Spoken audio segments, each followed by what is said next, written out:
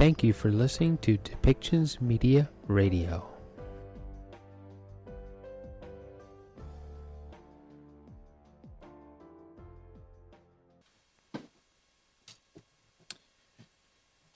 Bonjour, greetings everyone.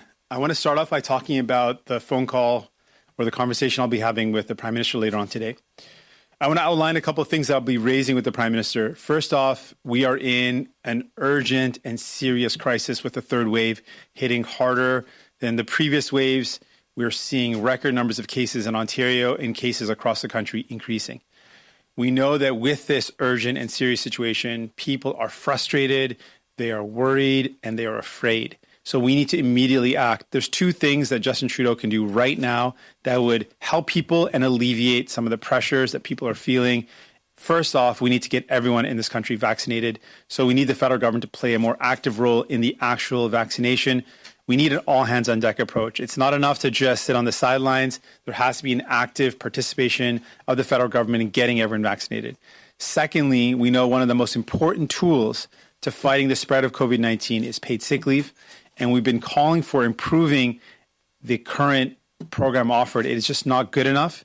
We've heard from experts we need to make paid sick leave better so that workers can no longer make the impossible choice of going into work sick or staying at home, not knowing if they'll have enough money at the end of the month to make their bills. We have to immediately improve paid sick leave. These are two things that can be done right away. In general, the Liberals have done a lot of, frankly, phony promises around things like childcare. We know that more than ever we need it. So we want to see concrete actions that they're actually committing to investing in universal, accessible childcare for all. Women have been hard hit. They're stretched thin. They're frustrated and at their end just trying to care for children, care for sick elderly loved ones, and on top of that, having lost their job or not being able to find childcare just makes it all the more harder. So we need to see real commitments to that. Pharmacare, this is again decades-long Liberal promise they continue to break. Again, we're frustrated. People are frustrated with just the fake words, the fake promises. We need to see real action. This will help people in this pandemic. More and more people who are already on the brink lost some income, lost their jobs, and now are no longer able to afford the medication they need more than before. There were already millions. Now there's even more on top of that. So we need to make sure people can get their medication. And finally, a big question that comes up is that how do we pay for this? And it certainly should not be those that have already sacrificed, workers that lost their jobs, small businesses that have shut down and may never open again. It shouldn't be them that have to bear the burden of the cost of the pandemic and the recovery. But we know that there are many that have enjoyed record profits and significant profits in this pandemic. The ultra wealthy should pay their fair share. This is something that many people agree with. There's a wide consensus in Canada. We want to see in the budget a real commitment to that. And then the last point, the Liberals took a lot of glee in pointing out that the Conservatives don't believe in a climate crisis. Well, the Liberals don't act like there's a climate crisis. We look at their track record. Their price on pollution exempts the biggest polluters. They continue to subsidize the oil and gas sector with millions and millions of dollars. And they bought a pipeline. They've shown again and again with their actions that while they may take glee in pointing out the Conservatives don't care or don't believe there's a crisis, the Liberals certainly aren't acting like there is one. We've got an opportunity in this recovery and in this budget to see investments, real investments, to create good jobs that help us reduce our emissions. Donc, en français, je veux dire que c'est une situation urgente. On est dans une nouvelle crise et c'est la troisième vague. Avec la troisième vague, c'est clair que ça frappe fort. Et ce qu'on doit faire dès maintenant, j'exige le gouvernement et j'exige de Justin Trudeau de faire immédiatement, rapidement, c'est premièrement de mettre tous les efforts possibles pour vacciner toute la population. Deuxièmement, on sait qu'un programme de congé de maladie payé, c'est essentiel, c'est un outil essentiel pour faire face à la propagation de la COVID-19 parce que c'est dans les milieux de travail où on a vu les infections les plus rapides. Donc, ce qu'on doit faire, c'est d'améliorer le programme qu'on a déjà proposé et on a déjà dit qu'on doit l'améliorer. Donc, on exige du gouvernement de faire ces deux choses immédiatement. En plus, dans le budget, ce qu'on veut voir, on veut voir toutes les choses que les libéraux ont déjà promis depuis des décennies. On veut voir un investissement dans le système de garde parce que c'est essentiel qu'on a plus des opportunités pour les femmes de retourner au travail. Elles étaient frappées fort par la pandémie. Ils ont perdu leurs emplois. Ils ont beaucoup de pression sur les épaules pour donner l'appui, pour prendre soin de leurs enfants, pour prendre soin de leurs proches plus âgés. Donc, c'est tellement difficile pour les femmes et on doit avoir plus des investissements dans le système de garde. Assurance médicaments universelle et publique, ça va aider tout le monde. Encore, on va voir des actions concrètes. Et finalement, je pense que c'est vraiment une grande question. Tout le monde pense qui va payer le prix ou qui va payer la facture pour la relance et la pandémie en général. On propose, ça ne doit pas être les travailleurs et travailleuses qui ont déjà sacrifié beaucoup. Ça doit être les ultra riches, les grandes compagnies qui ont gagné des profits records. C'est eux qui doivent payer le prix pour la relance. Donc, on va continuer de mettre la pression pour voir ça. Et finalement, dernière chose, les libéraux étaient tellement excités de dire que les conservateurs ne croient pas qu'il y a une crise climatique. Mais les libéraux n'agissent pas comme il y a une crise climatique. Leurs actions sont claires. Ils ont acheté un pipeline. Ils continuent d'exempter les grands pollueurs. Ils ont subventionné les grandes compagnies pétrolières. Donc, ils ont montré avec leurs actions qu'ils n'agissent pas comme il y a vraiment une crise climatique. Donc, c'est quoi la différence?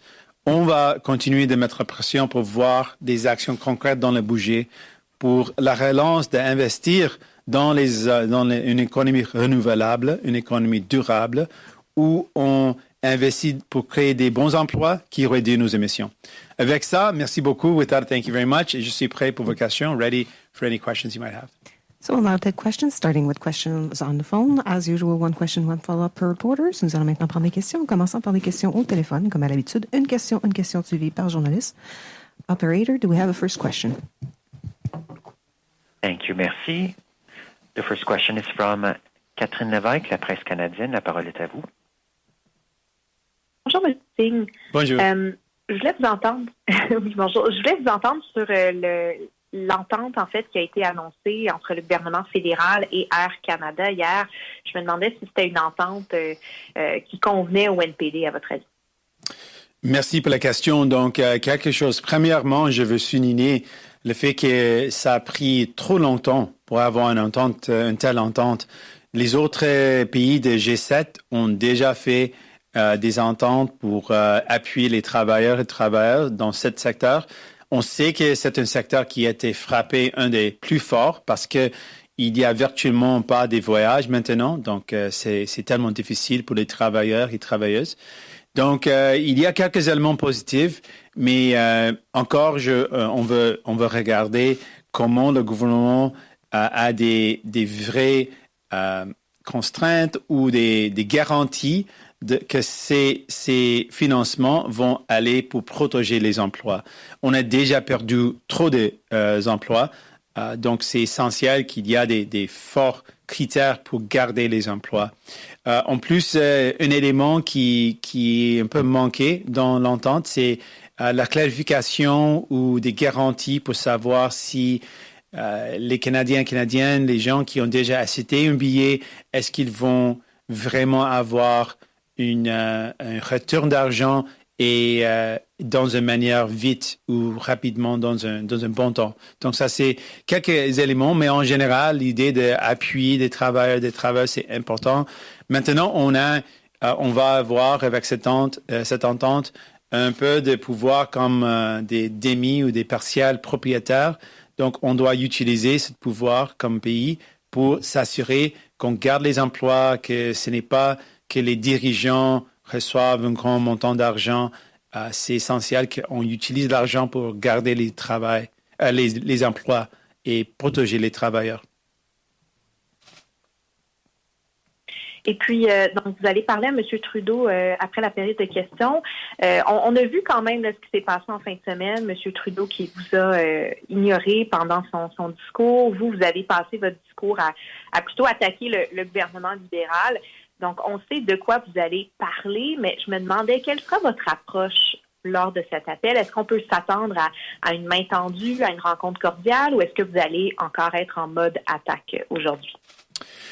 Pour moi, ce n'est pas seulement d'attaquer seulement pour attaquer. Pour moi, c'est motivé parce que j'ai peur pour les gens. Et à ce moment, dans cette crise, j'ai peur pour les gens. Je sais que cette troisième vague frappe fort et ça m'inquiète beaucoup. Et ce que je veux faire, c'est de channeler cette frustration des gens et de montrer comment les gens sont frustrés et comment on doit agir. Donc, je vais encore cibler les gens et comment on peut les aider avec des propos, comme j'ai dit, on doit améliorer l'accès et le programme en général, le programme de congé de maladie payé. On doit rapidement mettre tous les efforts possibles pour vacciner toute la population. Et ce que j'ai dit dans le budget, on veut voir un budget qui aide les gens dans ce temps difficile. Donc, c'est ce que je veux faire. Mais mon approche, c'est toujours de défendre les gens et de être leur champion, de montrer leur douleur, leur frustration et comment on peut les aider. Opérateur, prochaine question. Thank you. Merci. The next question is from Thomas Laberge, Radio-Canada. La parole est à vous. Oui, bonjour, M. Singh. Bonjour.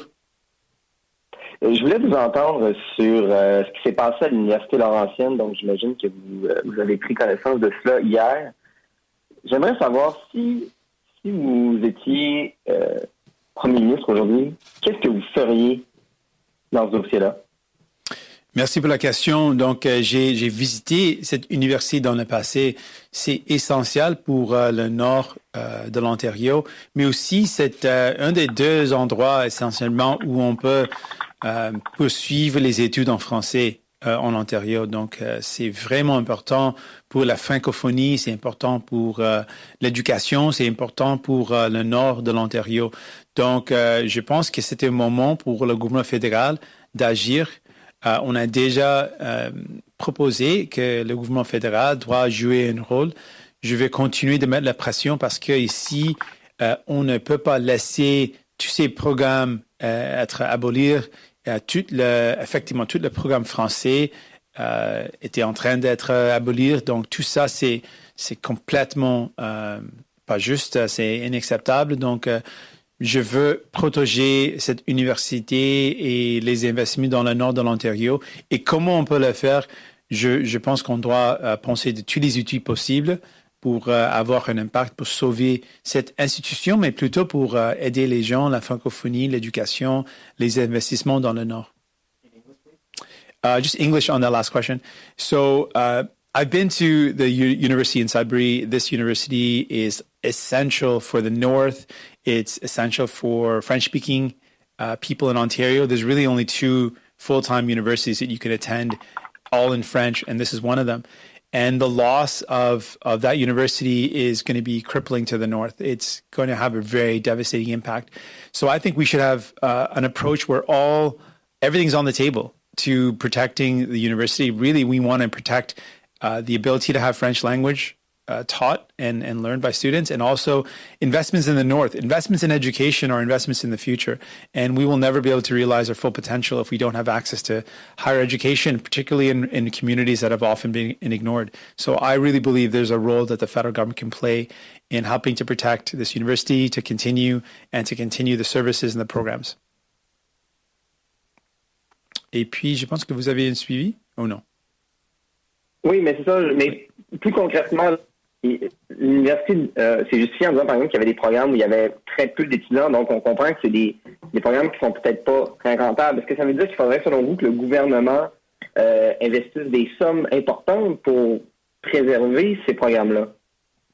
Oui, comme j'ai dit, je pense qu'on doit utiliser tous les outils possibles. Je pense qu'on doit avoir une approche où toutes les possibilités sont ouvertes pour garder ces programmes. Donc, je maintiens cette position qu'on doit avoir une approche ouverte et de penser avec tous les études possibles comment on peut sauver ces programmes.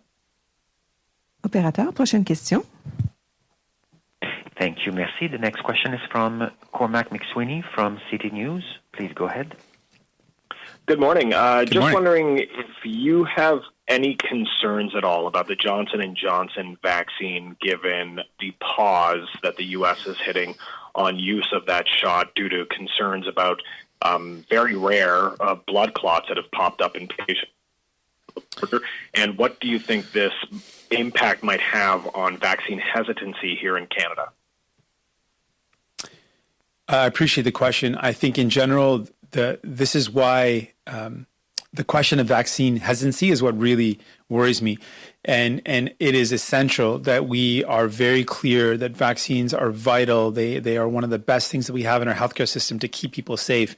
They're one of the best innovations that we've done in medical science.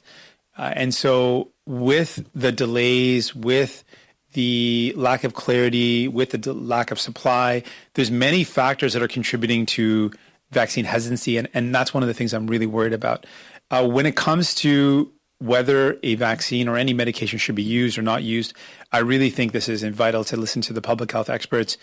We've got great experts here in Canada. I will take their lead in terms of assessing the dangers and then follow their lead in terms of letting people know.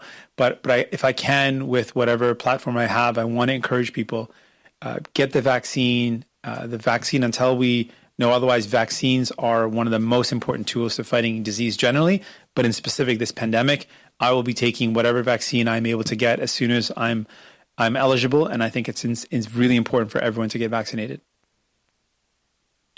And on as my follow-up, just on the budget, you say you want to see real action on national child care from the Trudeau government, and you have a list of priorities as you head into this meeting with the Prime Minister. But what leverage do you really have as a party when you've said that you've already you're not going to take down this government in the pandemic and force an election? And since the budget will be a confidence test, then that pretty much assures us that you'll be supporting the budget to keep the government alive through this pandemic. So what leverage do you really have to force the government to make changes to its policies based on what you want? On the question of leverage, the Liberal government wants an election. They've made it really clear. So whether our support for the actual budget is not probably a concern for the Liberals because they want an election. They want an excuse to go to an election. They've signaled that a bunch of different ways. But what we're going to channel is the frustration of people and the commitments they made to people. So I want to be the voice of the people that have been frustrated of decades of Liberals saying that they're going to bring in childcare and they're not. I want to remind them they've made this promise for decades, that people have been expecting this for decades. And right now, we're in a situation where women have been hard hit. They are frustrated. They are at their end, stretched so thin with having to care for kids, having to care for sick loved ones that are elderly. And on top of that, many have lost their jobs. Many can't find childcare. This is really important. And so I'm going to channel the frustration of people that I've met who want to see real investments in childcare. And I'm going to put it to the Prime Minister, to Justin Trudeau. You promised to do this. Where's the action? You promised it. Your party's promised it for decades. Been in power for decades, have not done it. Get it done. Like, this is the time. We're in a pandemic which has shown how important this is. Really, I'm going to put the pressure on Justin Trudeau to explain why he's breaking this promise yet again. And we'll now take questions from the room. Chris? Hi, Mr. Singh. Chris Reynolds, Canadian Press. Hey there. The Liberals have hinted strongly, particularly Finance Minister Freeland, that they will take some kind of concrete step on childcare. If there is something sufficiently concrete and in the way of a budget, a financial commitment, would that potentially earn your approval, or would that not even be enough because you have to wait until the concrete action is actually taken? Is there a chance you'll approve of some kind of concrete step that comes forward in the budget? On this point, I think, justified in being pretty cynical, because there has been just so many times when the Liberal government and Justin Trudeau and Liberals in general have said one thing and just done the other. Like, they campaigned on pharmacare, saying that it was going to be universal. They believe in it. They commissioned a report. Their report clearly states that they need to have legislation, which we then presented, and they voted against it. They literally voted against a recommendation of their own report for something that they campaigned that they would do. So I'm pretty cynical about the Liberals and their words, because they don't back it up. And Justin Trudeau certainly hasn't backed it up a lot of times. So I'm worried about that. This is going to be another announcement in a budget, but they're not going to follow through, or it's going to be a half measure. It's not going to be enough to actually bring in the universal daycare and childcare that's needed. To highlight how important this is this should be one of the pillars of the recovery. That's how important it is. And we'll see if they actually back it up with real action. I've been let down. I think more importantly, Canadians have been let down a lot of times. The Liberals, just now you have spoken about the priorities of paid sick leave, of childcare, national pharmacare, a wealth tax, climate action. If the Liberals in their budget this week fail to follow through sufficiently on any of those fronts, or let's say on all of those fronts, is there a chance then that you would not support the budget? I really appreciate the question. It's a very fair question. I want to just be really clear. I think first and foremost, if the Liberal government fails to deliver on things that they've promised to do for decades, and they promised to do very recently in the last election, they are failing Canadians. They have to answer to Canadians who they made the promise to. If they break again another promise, they've got to answer to Canadians. That's first and foremost. For me, I've been really clear on this point because I think it's important. We are right now, imagine the budget is introduced, a confidence motion, and we vote against this, triggering an election in the middle of a third wave. Ontario's in a lockdown. Numbers are increasing across the country. People are angry and frustrated and afraid. That would be the wrong thing to do. I do not think that would be a symbol of leadership to plunge the country into an election at this time. And I've said the priority has to be getting everyone vaccinated. That's got to happen before we even think about an election. So I've taken that position really thoughtfully, and I'm going to maintain that. I think it's wrong if the Liberals try to trigger an election while we are still not yet through this, and particularly when we're not yet been vaccinated. They would be wrong to do, and I maintain that. Hi, this is Singh, David Thurton from CBC News. I'm just looking at NDP Twitter right now, and there's some people who are saying that, if we're going to give this much money to Air Canada, we should nationalize it. Do you agree with that? Well, I'm very favorable to the idea of having our public infrastructure remain public, and I love the idea of making sure that programs that lift people up are universal. So I'm always open to that. In this case, the current proposal has some positive signs, but I'm worried, like many people are, about two key things. One is making sure it all goes towards protecting workers. That's really important to me. We have to support sectors that are hard hit, but we have to make sure it actually keeps people employed. And secondly, the thing that I'm really worried about as well is that there's no real, there needs to be better constraints in making sure that none of the money goes to bonuses for executive suite, that none of it ends up going to shareholders. That should not even be a question. And that there's more protection in place to make sure that customers who bought tickets get a timely reimbursement. And those are questions that remain. I think because we'll have some ownership, that we should use that ownership to leverage to make sure there's always a focus on keeping people employed. And I think we should use that position that we'll have with, I think it's 6 to 10% ownership. We should use that to have leverage on making sure the company follows through on keeping people hired. So do you think MPs should be allowed to vote on this aid for Air Canada? And also, can we get your reaction to the Yukon election? I mean, basically, there's one riding where it's undecided, and it's between a Liberal and an NDP MP. Should MPs be able to vote on it? I think generally, whenever we have an aid package, having the scrutiny of Parliament is a good thing, and reviewing it and making sure it does what it's supposed to do. I think about in 2007, 2008, in the crisis where the Conservatives just basically wrote blank checks to a whole bunch of companies that took the money and then shut their doors and left the country. And that is an example of how not to do things, how without credit, without accountability, and without strings attached, that money was given that ended up not actually helping the workers. So that's not how things should happen. So scrutiny and oversight, I think, are important. So bring it to Parliament so that we can assess it. There's merit to that. One of the big problems is it's taken a long time, and this has been really slow, and a lot of people have already lost their jobs. So there's an urgency here in terms of getting this done quickly so we can save some jobs and save the sector. So that is also a competing interest. And on Yukon, Kate Young, our leader, ran a great campaign. Kudos to her and her team. And yeah, it's an interesting situation right now. It is literally deadlock, one seat. And the New Democrats will be, I think, in a position of a balance of power either way.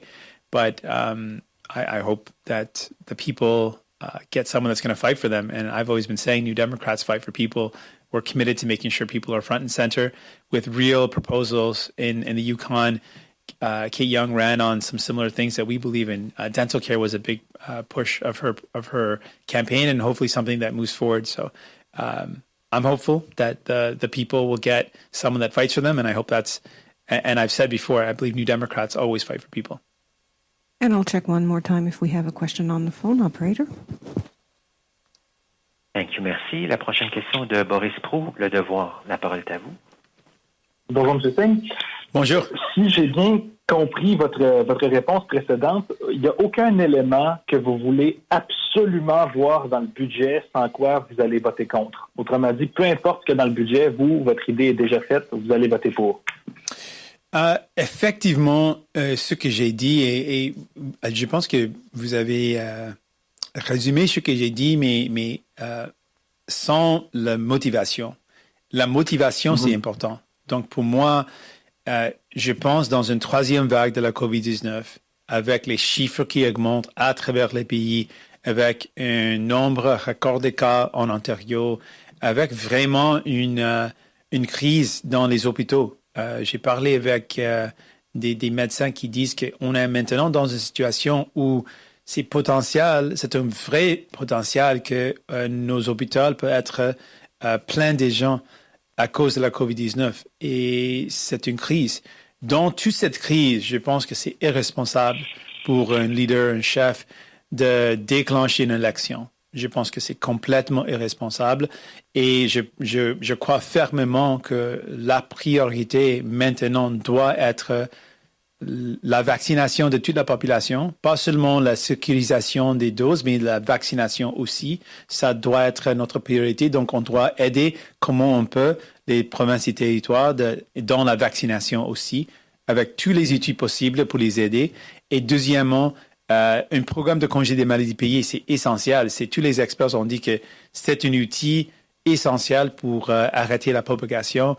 Donc, dans ce temps, je pense on doit mettre tous nos efforts pour faire face à la crise de la COVID-19 au lieu de penser d'une élection. Donc, je veux faire mon travail comme une chef responsable et je ne veux pas et je ne vais pas déclencher une élection. Si on a une élection, ça va être la décision de Justin Trudeau. Bien compris. Si quand même vous aviez à choisir un élément de votre programme, ou en tout cas un élément que vous voulez absolument voir dans le budget, ce serait lequel? C'est une question tellement difficile de choisir une chose, mais je pense en général l'approche, une approche nécessaire, une question qui est tellement forte dans les pensées des gens, c'est la question de qui va payer le prix. Qui va payer la facture pour la relance et la pandémie en général.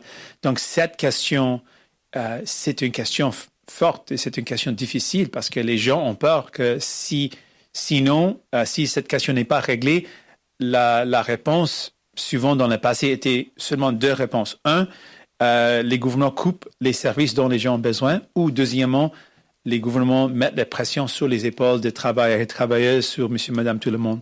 Donc, dans cette question, j'ai souvent dit, je vais continuer de dire, la pression doit être mise sur les épaules des ultra-riches. Ça doit être les ultra-riches qui payent le juste part. Les géants de web qui gagnent des profits au Canada mais ne payent pas leurs taxes ici, les grandes entreprises qui cachent leur argent dans les échappatoires, les ultra-riches qui ont des fortunes immenses qui ne payent pas le juste part. Ça, c'est vraiment une question existentielle, essentielle, parce que si on règle cette question, on peut investir dans tous les programmes. Donc, la question de taxation, pour moi, de taxer les ultra-riches peut nous aider dans tous les autres programmes pour améliorer les soins de santé, pour investir dans les systèmes de garde, pour investir dans une économie renouvelable où on crée des bons emplois en réduisant les émissions. Donc, effectivement, je pense que c'est la taxation qui est vraiment primordiale pour tous les autres éléments. Donc, peut-être ça, c'est le plus important. And this concludes the press conference. Ceci me fait la conférence de presse. Merci. Merci beaucoup. Thank you very much. This show has been produced by Depictions Media. Please contact us at depictions.media for more information.